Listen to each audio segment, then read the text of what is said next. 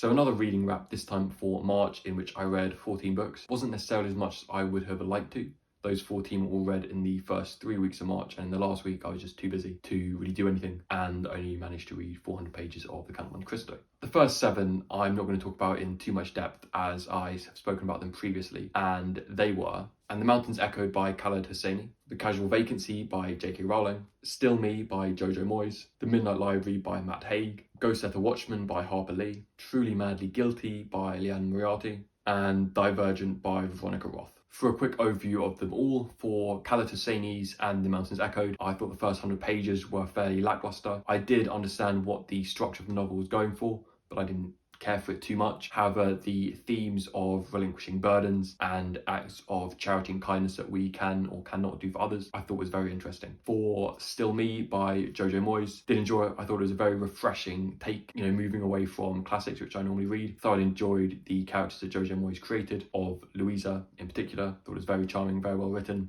And it was just a piece of easy reading. For J.K. Rowling's The Casual Vacancy, similar to And the Mountains Echoed, the first 100 pages, didn't care for it. However, I think And the Mountains Echoed got a lot better than The Casual Vacancy did. I thought also there were too many characters, too many indistinguishable characters, and while I think the children were the best written, overall it's not really a book that I would recommend. The Midnight Library by Matt Haig is essentially a Seneca quote expounded into a book, which goes along the lines of that you can travel as much as you want, but you're always going to be taking yourself with you and the problems that you create and the insufficiencies within yourself. So until you turn inwards and take responsibility and control over yourself, you're never going to find happiness, which is essentially the story of The Midnight Library. For Go Set a Watchman by Harper Lee, I think it's evident that it was a first draft to Kill a Mockingbird. To Kill a Mockingbird is far superior and is the definitive version of this story in this world. And I found Go Set a Watchman fairly one-dimensional. Liane Moriarty, Truly Madly Guilty, I thought was a bad book. I thought it was badly written. The characters were frankly boring. While there were some interesting elements and some good pieces of writing, I think that it was spoiled by an overly long build-up and some really poorly formulated sentences. Finally, Divergent by Veronica Roth, a young adult dystopian fiction. Again, like Still Me, I found a breath of fresh air, moving away from the classics. I enjoyed the interpersonal relationships between Tris and her mother in particular, and also Tris and Four.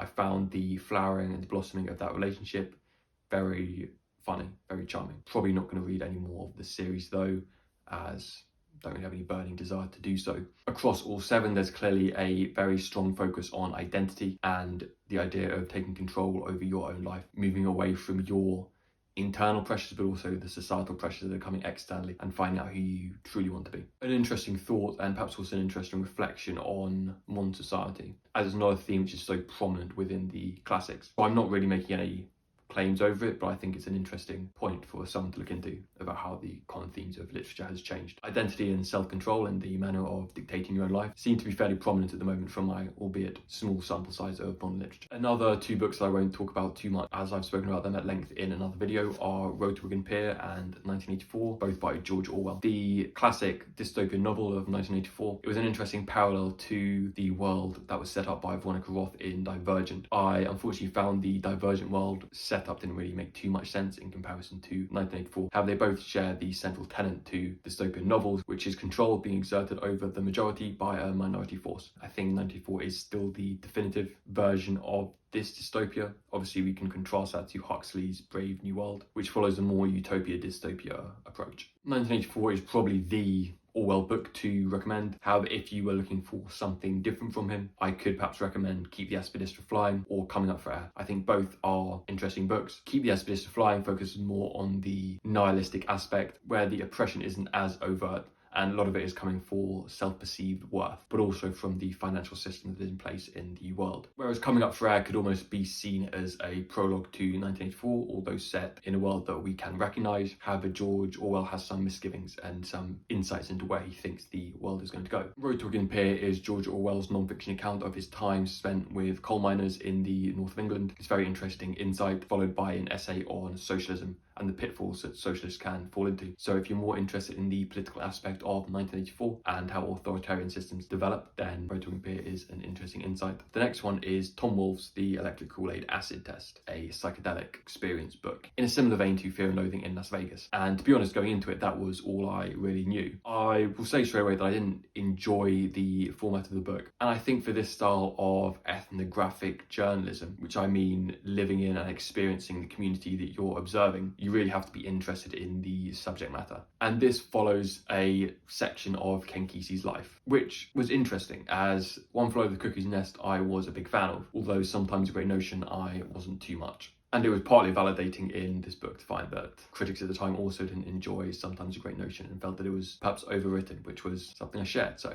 that was nice. Although as a whole, I just didn't like it. It wasn't as easy to experience the psychedelic trip as Fear and Loathing in Las Vegas was. I didn't find it very engaging. I found it quite dull. This isn't a book that I would recommend. If you would like to read a book centering around the psychedelic experience, then I think Fear and Loathing in Las Vegas is perfect. In regards to Tom Wolfe and his stories of Ken Kesey, I think One Flew Over the Cuckoo's Nest is a fantastic read and is really a brilliant book. However, his second book, Sometimes a Great Notion, I don't think is worth it. For me, it was basically the same story as East of Eden, by which I mean it's a Cain and Abel tale set in a fairly meandering narrative, and Steinbeck just does it better. Next was The Masque of the Red Death and Other Stories by Edgar Allan Poe. He is a fantastic writer. His descriptions of the aesthetic of setting and of people were unbelievable. His word choice, his use of metaphor, simile were really noteworthy. You recognised it and appreciated the brilliance that he was pursuing. The titular story, The Masque of the Red Death, had criticisms of wealth in it,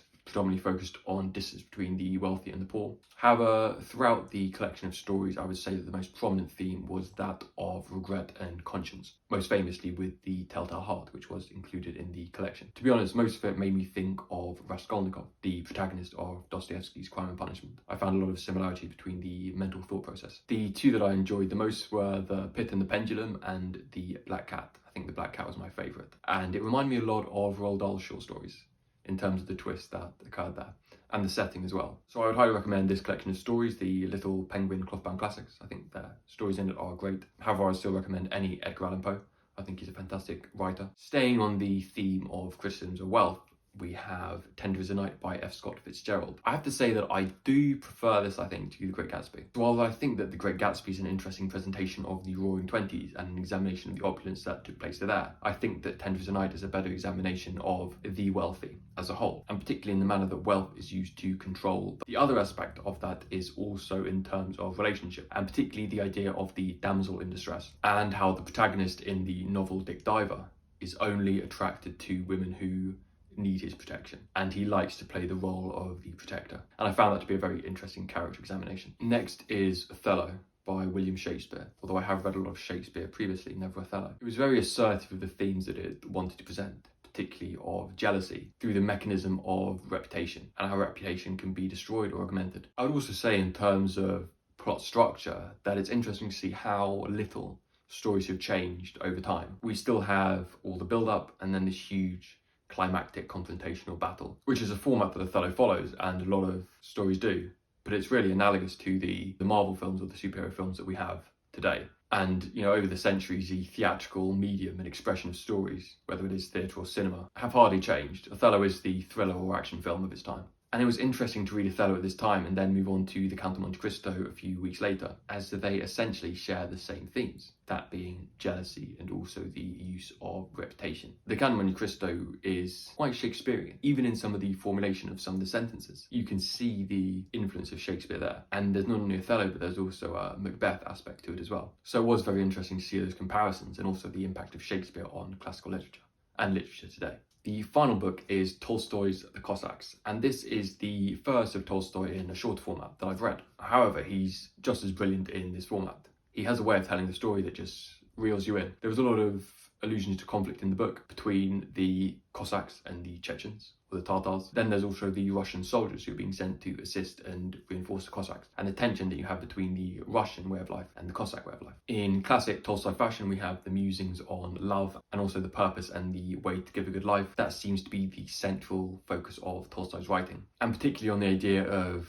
love. There's the idea of spurning love and only loving what was lost, which is also a theme that we find in War and Peace with Natasha. There are also strong similarities with Anna Karenina, not just on the idea of exploring the meaning of life and love as well, but that the two main protagonists in The Cossacks, Luka and Olenin, are almost the two sides of Vronsky and his two poles, perhaps one towards arrogance and one towards love, although there's much more to his character than that. I think it is a great introduction to the themes and the style of writing that Tolstoy has, and perhaps if you don't want to commit too strongly to War and Peace or Anna Karenina, then The Cossacks by Tolstoy is a great starting point. So that's everything that I've read in March. Currently reading The Count of Monte Cristo, thoroughly enjoying it. Let me know what you've been reading and if there are any recommendations you have for me based on this selection. Otherwise, see you in the next one.